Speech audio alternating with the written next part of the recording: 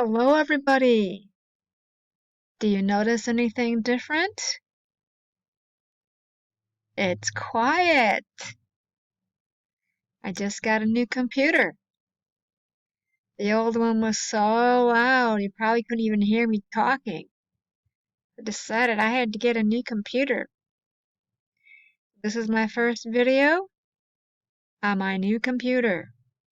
I'm going to do some genetic problems, and I'm actually going to make several short videos on the different types of genetic problems.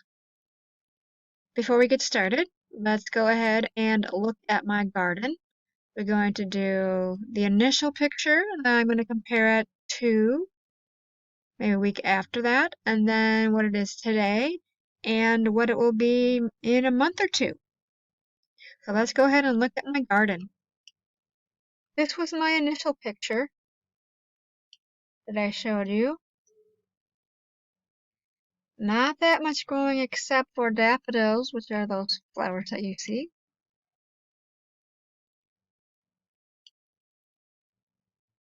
Not much growing.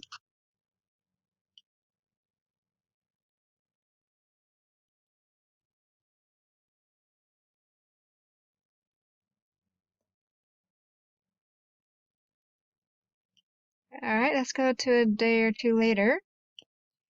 Here you actually see a big difference. And I'm going to be focusing on this area right here. And one right about here. Now there's just not that much growing here. You actually can see I'm looking for those reddish purplish flowers. You're not going to see the flowers yet, but you will see the stems. Nothing yet. And this actually is the area right here that I pointed to before. And notice a big difference. And back here we have some.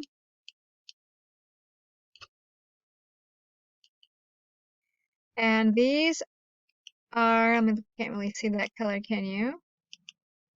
These are peonies, in case you never really understood what word I was saying.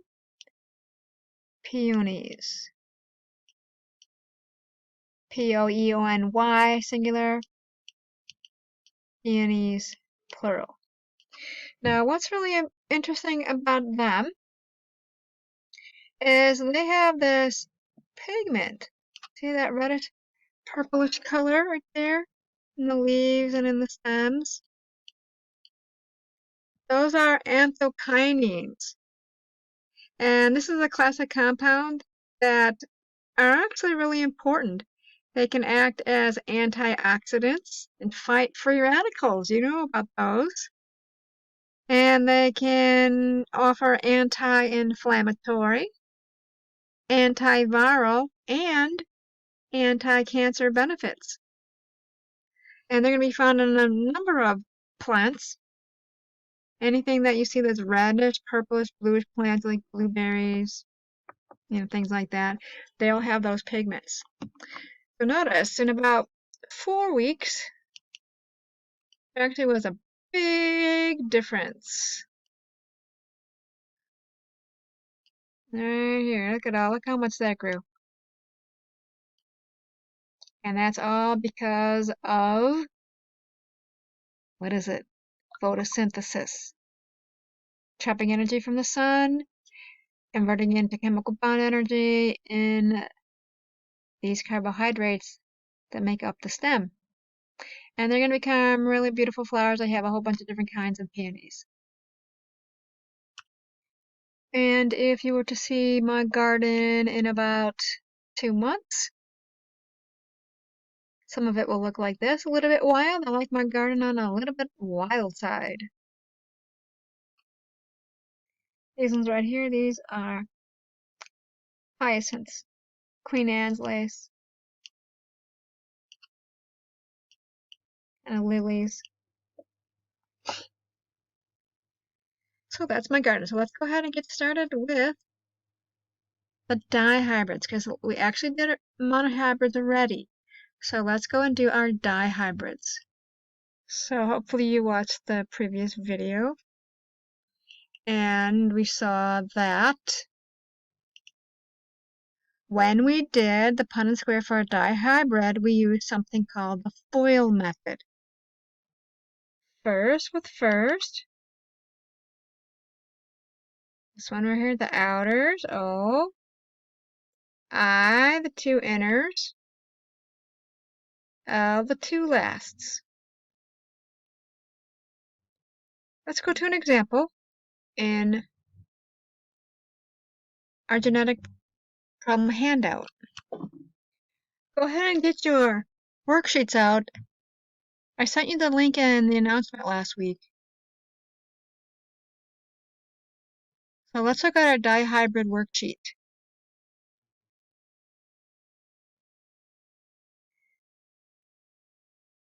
So if you don't have it, go ahead and get it. So stop the video and go ahead and get it. Because I'm not going to be able to always have the words here. So suppose A. So right now I'm just showing you the FOIL method. A, normal, little a, albino. Big B, big toes, little b, small toes. So sometimes these are a little bit tricky of how to figure out how to write them. Lots of times once you figure out how to write them, then you can figure it out. So let's look at this. Cross a heterozygous, big-toed, normal male with a heterozygous, big-toed, albino. What are the phenotypic probabilities for their offspring? Let's go ahead and actually go to the GIMP board so I can write this all out for you. So we're on problem 1. So it says A. So let's go ahead and do it out. A.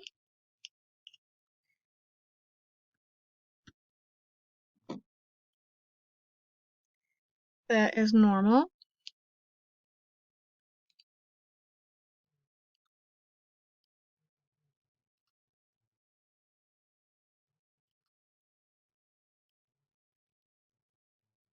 And since it's normal, it's a dominant trait. That's going to be homozygous dominant or heterozygous.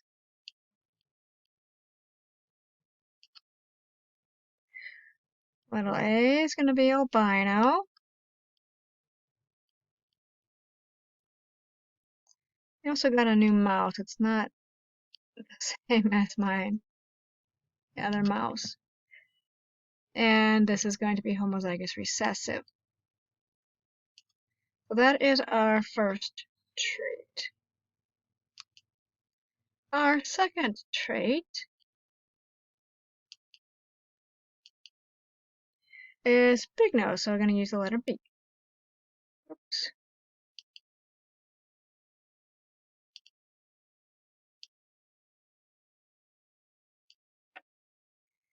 This is big.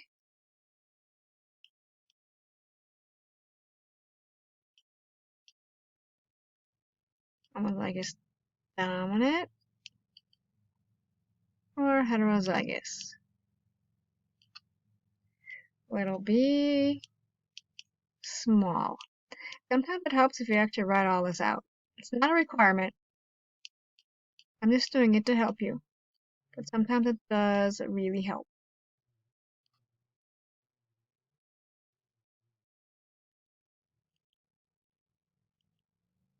So let's go ahead and read it. It says we're going to cross heterozygous big nose. Remember, alphabetical order. A different color here.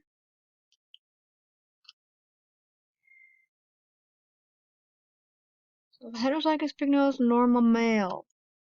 See, that could be a little tricky.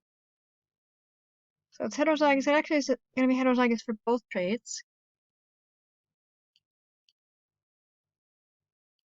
And again, alphabetical order. And we're going to cross him with heterozygous big nose albino. Alright, so again, alphabetical order. And heterozygous for this big nose.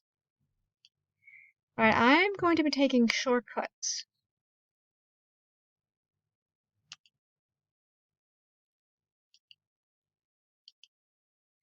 How do I know I can take a shortcut?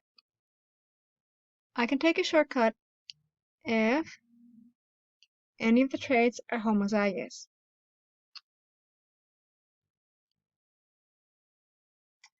So in this case, I am going to do a Punnett square. Sometimes Punnett squares are easier, especially when you can do a shortcut. Sometimes they're not easier. Just takes practice to figure out which one's easier. So let's do our FOIL method. I'm actually going to come over here and just review that.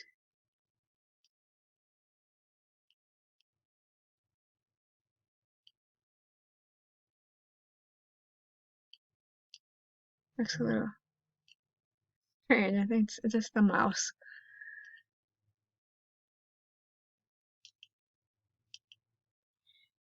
Alright, so remember FOIL. FOIL.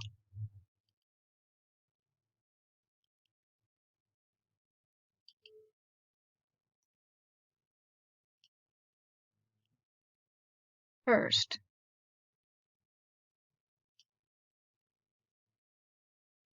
Let me do a different color for each one. So first. First with that one. First with that one. Alright, first.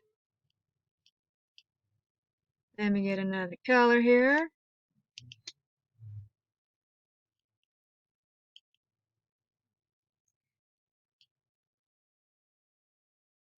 Outer. I can just do them all on the top here.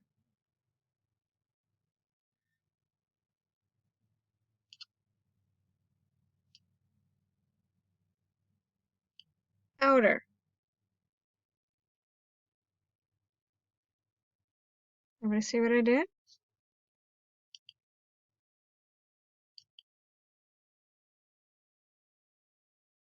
Let's see. This coloration is a little bit different than previous. Now we're on to I. Inner. There's I.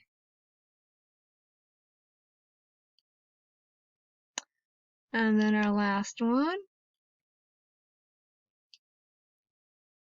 West.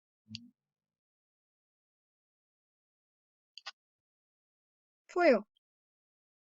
Well, let's go over here now. And I'm going to make a Punnett square. These are the parents. We have to find the F1s.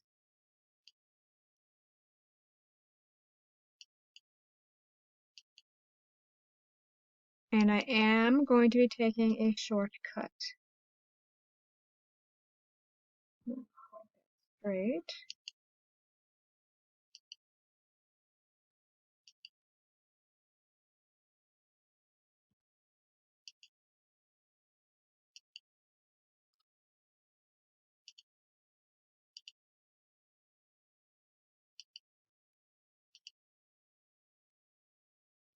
Okay, so here is all set up here. Now let's go ahead and fill them in.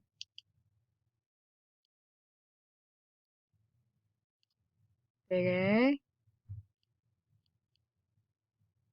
big B.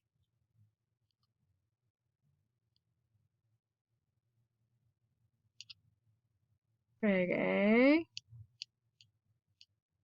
little b.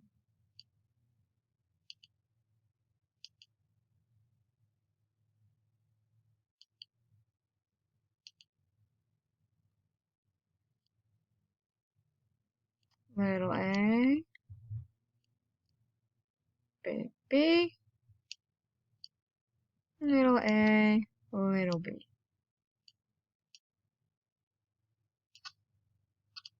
Now let's go ahead and take a look at that one over here. And this is the one I'm going to take a shortcut. Notice I only made 2 lines here. Two places to put things here. And what these are that we're doing are making gametes. So notice right here we have 2, right here. 2 little a's, homozygous. I'm going to take a shortcut. So instead of out of being 16, it will be out of 8. But the ratios will be exactly the same.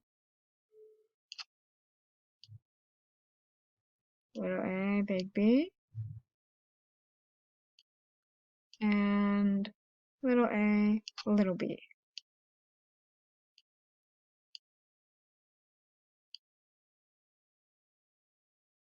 And you don't need to do it twice.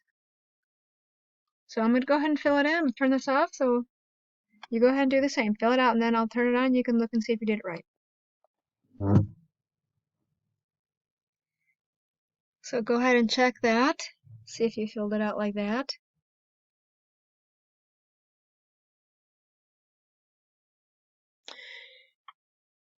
And what we're looking here, the yellow here, the A, dominant B, all that, those are gametes. So on your test, if I ask you how many different kinds of gametes can there be, you would look at these. And even if you didn't take the shortcut, the same amount of gametes would be the same. We're talking about different kinds of gametes. So the question is asking for phenotypic probabilities. So let's go ahead and look at that. I'm gonna move this over.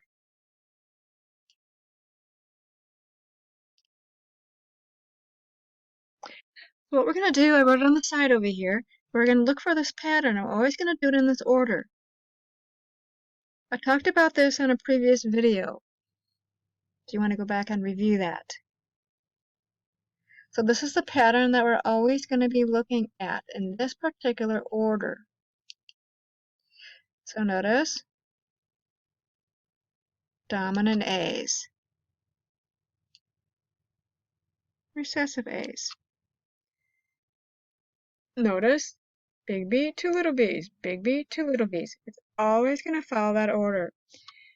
So what I'm going to do right now is I am going to find all those that I have one big A and one big B. And I'm going to put this circle, that color right there. And I found 2 out of 8. If you did not do the shortcut, you would have had 4 out of 16. So I'm going to have 2 out of 8. And what are they going to look like? Normal, big nose.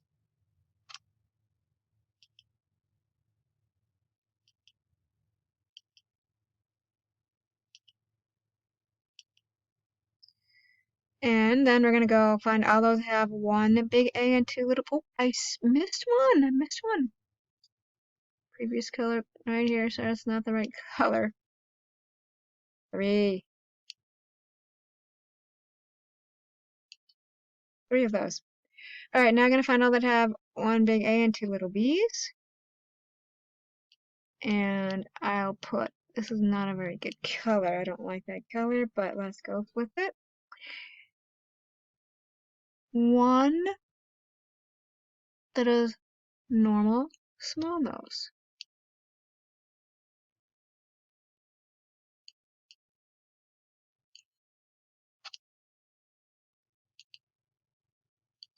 Next, we're going to look for 2 little A's and at least 1 big B. I'm going to put a greenish check mark there. And we're going to have 3. And they're going to be albino, big nose.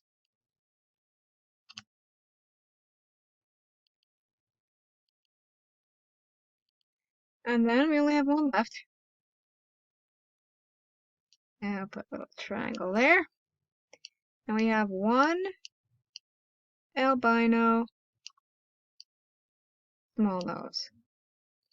And if you did not take the shortcut, all those would be just doubled. So you want to add them all up and make sure they equal 8, which they do. All right, let's go to the next one.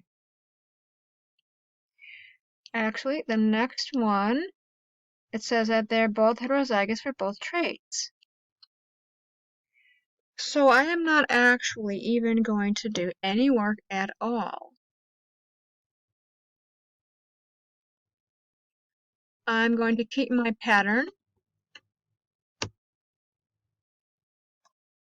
right here, and I am going to write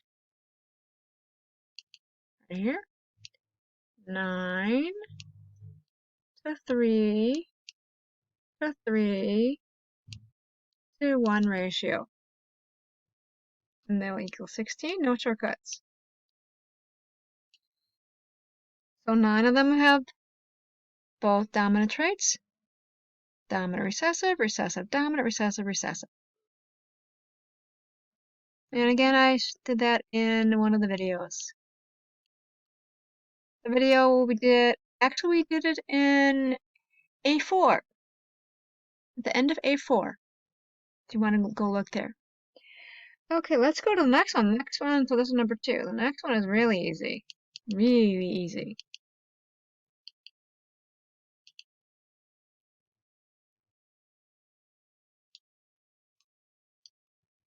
So for 3. And again, for the dihybrids, we just need to know the phenotypic ratios. So you couldn't just give these letters, you need to actually give me the phenotypic ratios. Let's actually do one before we get there. Let's do an even easier one. This is prior to 3. These are the parents. I have room here. Whoop, moved over. If these are the parents,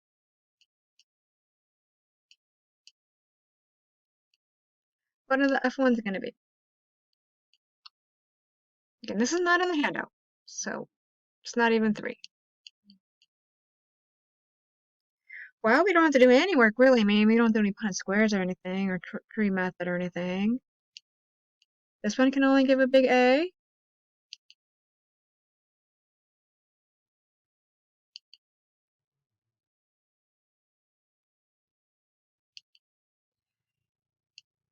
Oh, didn't even change color on me. That's good. Green.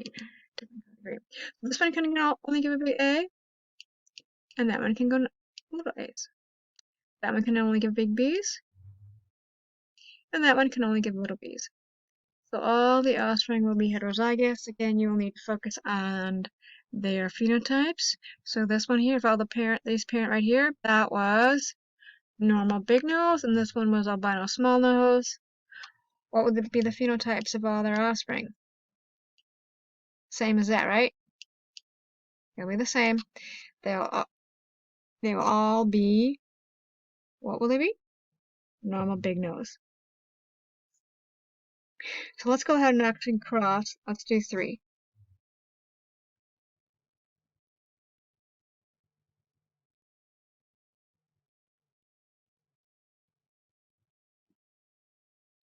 And this one's going to be really easy. We can do a major shortcut.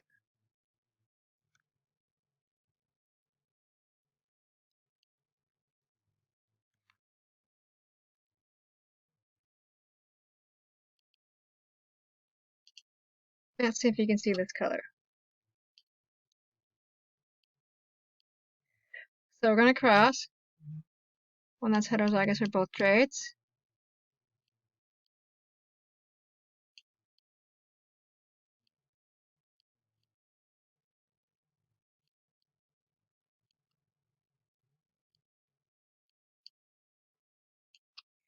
And we see why I said we can do a major shortcut? Anybody see that? Look, homozygous for both traits.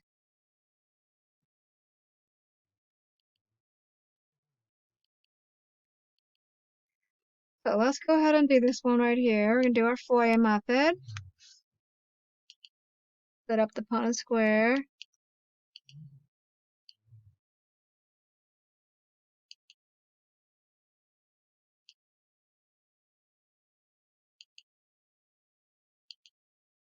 Notice I'm not making it very fat.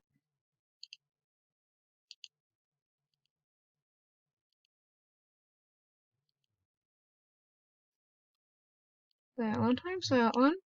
Let's get a different color.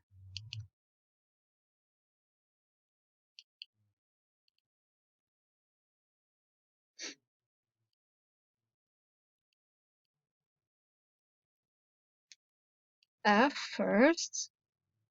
That with that one. Outers, oh, right, foil.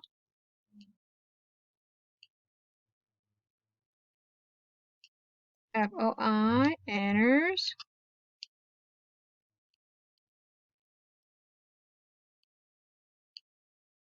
Lasts.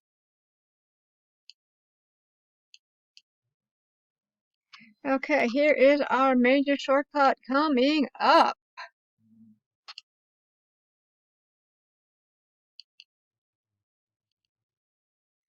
Little a, little b. That's all we're gonna do. Why? Because that's gonna be the same, that one's gonna be the same, and that's all gonna be the same.